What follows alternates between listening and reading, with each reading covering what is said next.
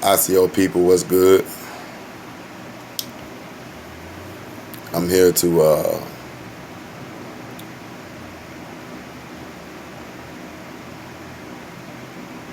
give my people another dose of real talk. Now, my last video I uploaded seemed a little chaotic. I was all over the place. I didn't use the best of words. And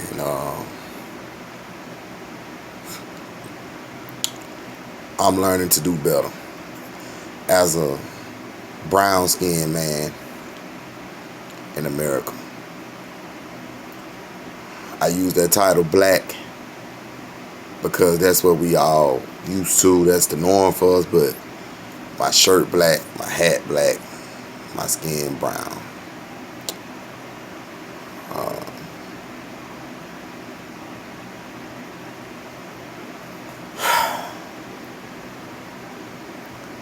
I just want to say my apologies if I generalized women as a whole on that topic of the petition of Kevin Samuels, that girl Goldie that petitioned Kevin Samuels. I want to say my apologies as a man if I was all over the place and I was just saying so many derogatory words, and that's not the way to go when we are all healing, when we are all coming together and trying to mesh in together unity and peace, love, and all that we need to get us back together as a brown people community. Not black people, brown people community. Because when you call yourself black, you act in ways just like I acted in my last video. Dark, void, destructive, hateful,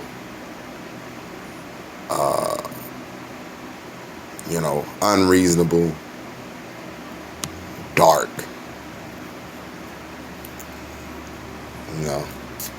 You look up what black is, the meaning of black. Black hold no merit. It holds no nation, culture, anything to do with love, anything to do with peace. So I'm gonna start using words that actually have life in it, like brown, stuff like that. So I'm not black at all. I'm not an African at all. I'm a natural native Indian. That's what I am, an Indian. And I'm still doing a lot of research on my family and what tribe and the languages that we spoke four times before all of the before the colonization came with these white European people, and they changed language, time, and cultures and identities. So it's a lot more to just communicating that brown people need to work on. We need to really learn who we are as far as our identity. We can't accept an identity and a culture that was handed to us from a strange people, from a foreign nation. If that makes sense to anybody.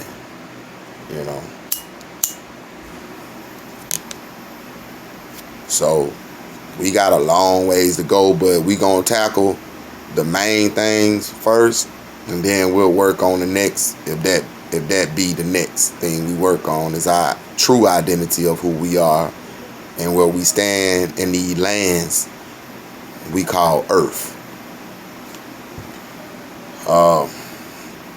I want to give my perspective and my insight on a video I watched today. I'm so happy. Like, I'm so happy. Like, I feel good because it's beautiful woman, brown skinned woman, natural woman by the name of Courtney, I think that's her name, Courtney. And it was her first time going live today. And she come from the Lapeef Network, if I'm saying that right, with Anton and his panel and his, team that they have put together to bring awareness to the brown people community. And I watched that video. I think it was like 2 hours and 38 some odd minutes or something like that, right? And they was on a topic in the discussion of the petition that has gone out on my brother, my elder brother, Kevin Samuel. Now, I think a lot of things that I've heard in that video made a lot of sense. A lot of valid talking points, a lot of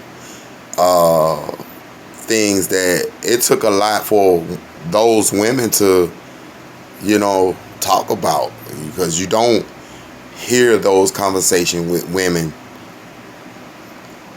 every day.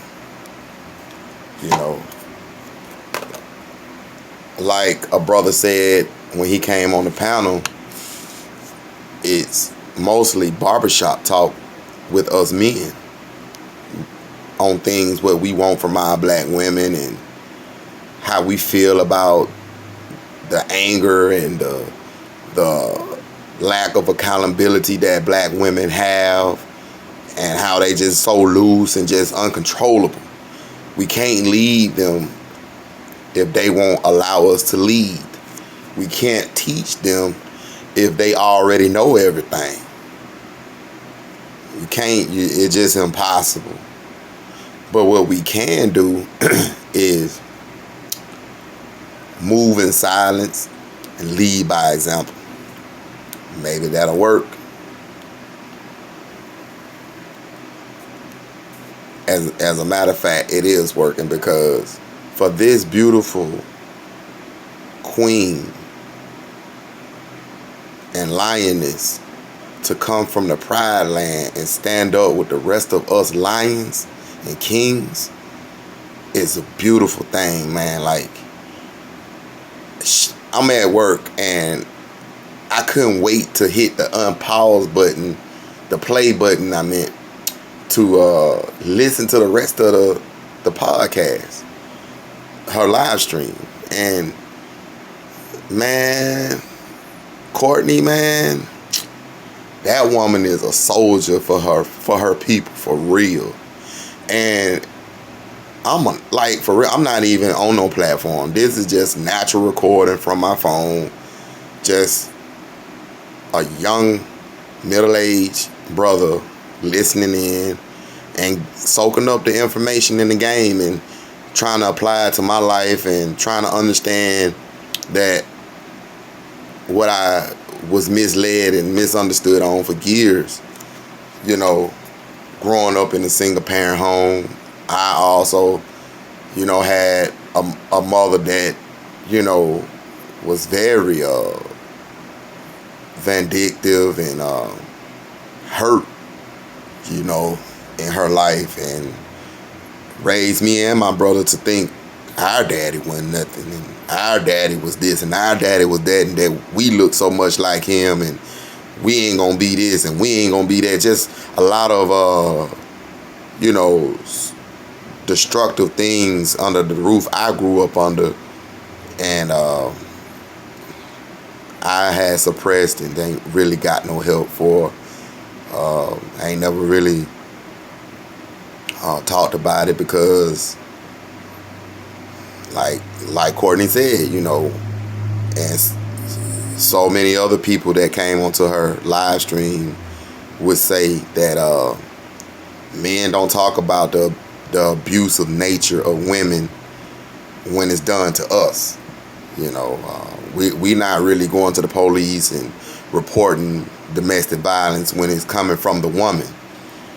We more so just try to be men and accept it and just try to, live on with our life. And a lot of us do turn to alcohol, and a lot of us do turn to violence, in the streets. And a lot of us do turn to drugs to try to,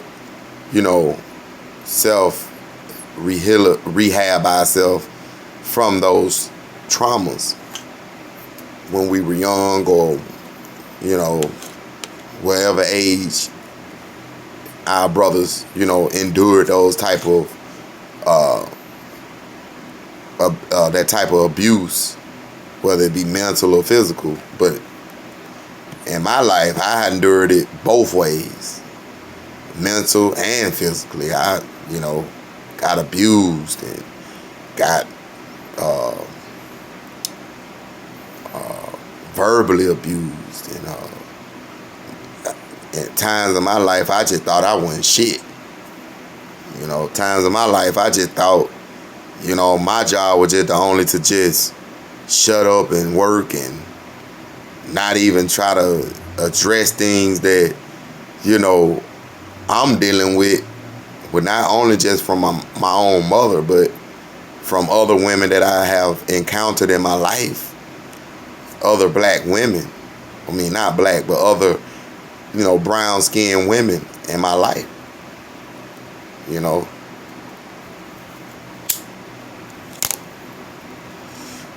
This is one of them. Smoking cigarettes. I had a choice. I'm not going to lie. I had a choice, but, kids learn what their parents do.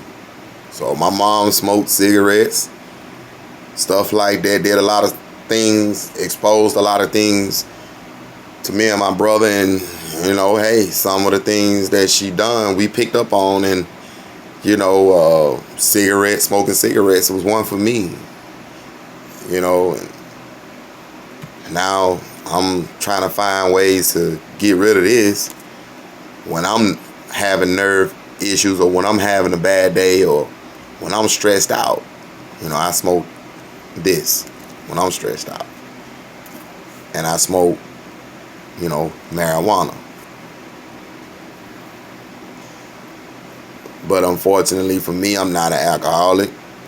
I never smoked crack. I never shot up heroin. I never snorted cocaine or any other hard drug that's known to man out today. Only marijuana, smoke cigarettes mainly. I have, drunk, before, but I'm not no, habitual drinker like most men are, or some men are, so to speak. So that's not an issue with me. I'm not hard up for alcohol. I'm not hard up for cocaine. I'm not hard up for crack. Not hard up for heroin or any other, like I said, hard drug known to man. But, marijuana does help in ways, which I know that's not something I should continue doing. Even that can cause, some problems in people's lives, especially with the way they growing it now today. It's not like it was back then, so much stuff they doing to the plant now is just ridiculous, and you got to be really careful with it now. So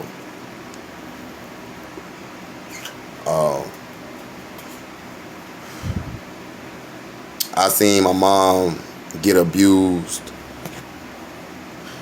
when I was a young man, and I'm gonna go ahead and be honest.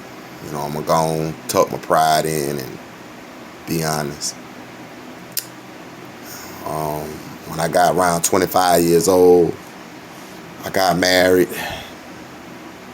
and didn't really know much about marriage. Then I was still trying to find myself then as a man, you know. But I knew I wanted to be married. I knew I wanted to have a family. I knew I wanted to, you know, fulfill my purpose here on earth. And that was to, you know, provide, give provision, problem solve, protection, and procreate. The 4P rule of man. And so I tried to apply those tools into my life when I was younger. And the woman I did marry, you know, she had her own battles. And by me trying to, you know, understand her and what she went through, I allowed it to frustrate me and get me in a place where I never thought I'd ever be or would ever do. So I ended up, you know, abusing my wife. And to this day, I still hurt from that because I know that, you know, I saw my mom go through that. And me growing up projecting stuff like that in my sight, I thought that was how you handle women when they get out of line. You know, like, you know, it's just something that was programmed into me early in age in my life.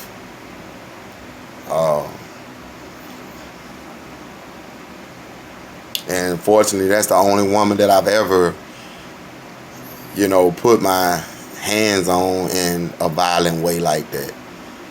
You know, and every other woman I dated, you know, I was able to walk away from them and, you know, go find me something else if I didn't want to deal with her. You know, I found me another woman to deal with, but this woman was different.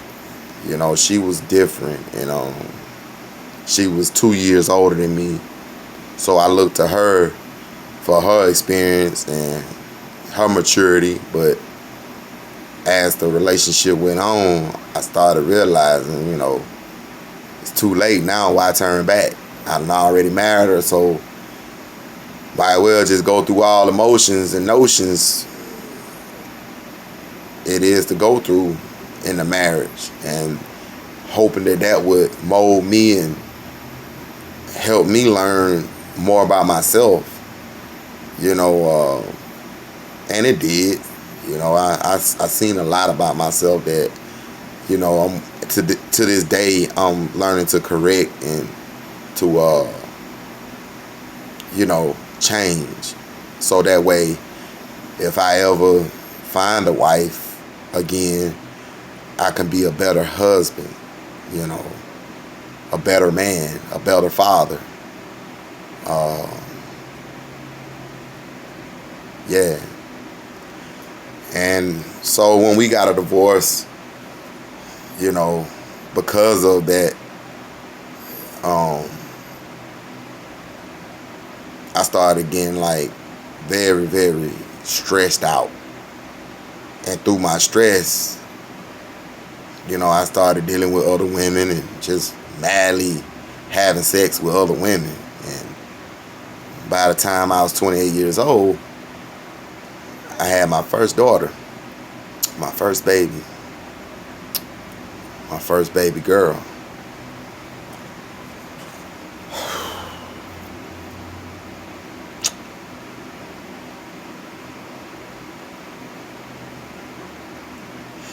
And with that woman, I tried to right all my wrongs, and I tried to, you know, be better. But once again, I stumbled across another angry black woman, another hurt black woman. And it really got worse after, you know, she had the baby. She didn't allow me to come to the hospital to see her come into the world. For the first 6 months of her birth, she kept her away from me. So I didn't really have no interaction with my daughter, you know.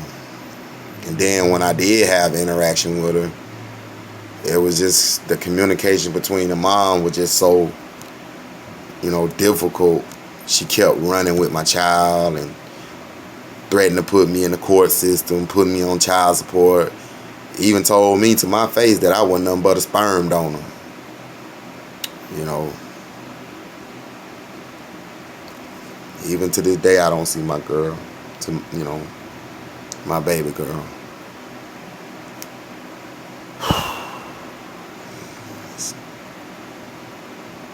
So everything I do now in my life, it has nothing to do with me. It has everything to do with my children. Getting myself together and in position so that way, if my daughters come to look for me one day, and I'll be in a position where,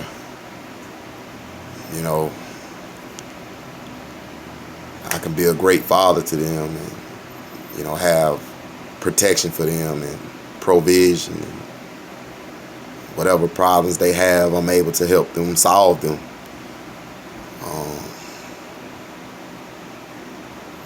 I wasn't a bad father. I mean, I had jobs then. I was stepping up to the plate. I wasn't running from my responsibility as far as my children go.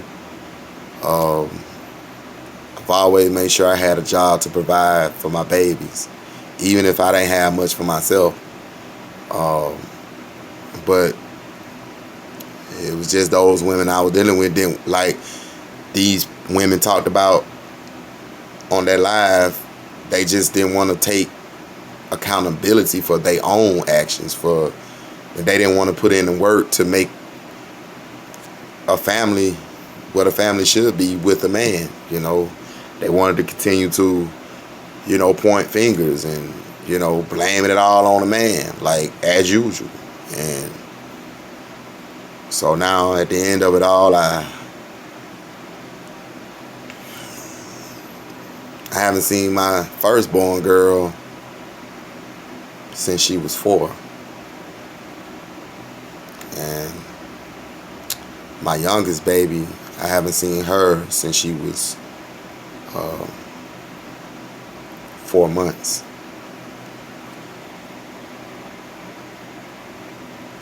But I just be a man and I suck it up. And I just try to get better and I just try to, push on in life.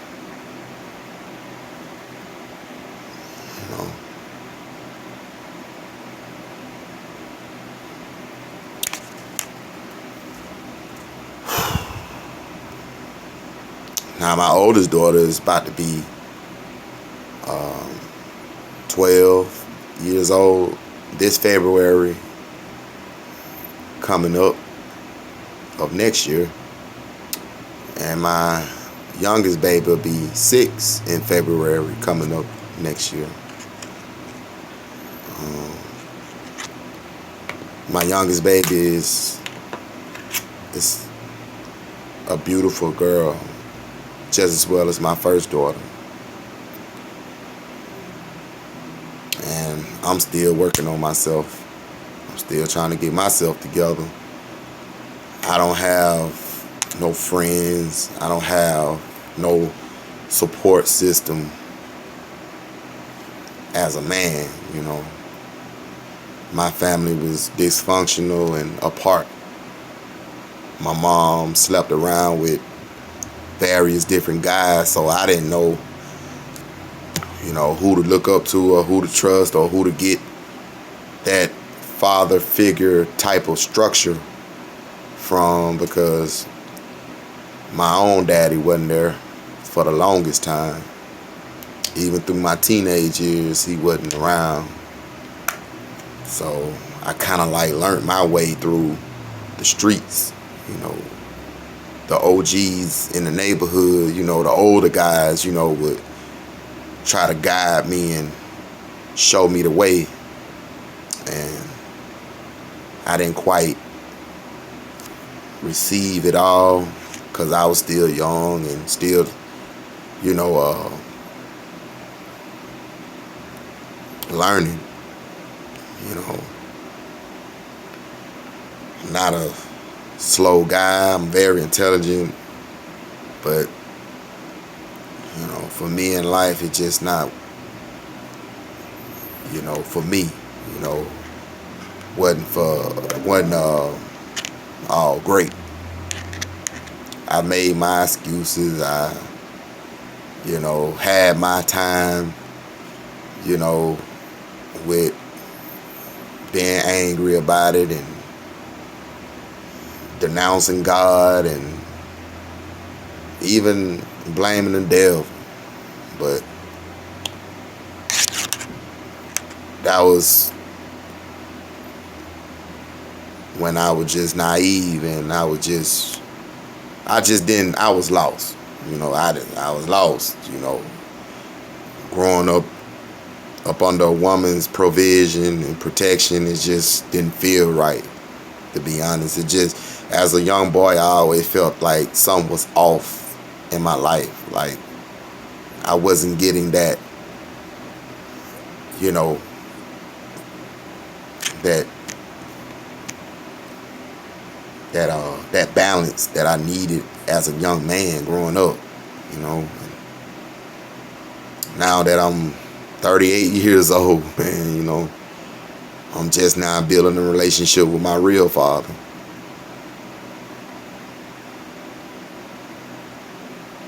And I love him. I love him. Even though he wasn't there most of my life, but what he's doing now, it matters more to me than it probably would have then. Because now I get to have a one-on-one when I'm able to contact him. You know, he's a veteran. You know, he served 2 terms in Vietnam. You know, he been through a lot in his life. So I'm not really holding it against him about what him and my mom been through. I would like to know, but I would like to know more about it, but I leave that up to him to reach out and want to talk to me and tell me things to help me find myself better.